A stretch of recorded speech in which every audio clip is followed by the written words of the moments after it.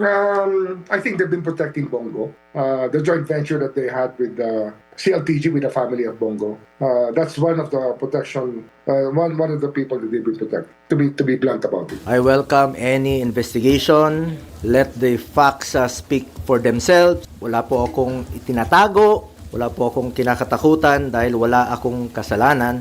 I am one with the Filipino people in this crusade against corruption. Kasama nyo po ako rito at hindi po tayo titigil at wag ho tayong pumayag na ilihis po ang katotohanan. Pag nailihis po ang katotohanan, magulo po yan. Tumbukin nyo po yung dapat tumbukin. Hanapin nyo po yung dapat hanapin. Yung talagang mga totoong buhaya. Yung mastermind talaga. Bakit i-atras ngayon? With all due respect to the Ombudsman, sinusuportahan po natin lahat ng investigasyon. At isa po ang aking masasabi, I do not know the Discayas.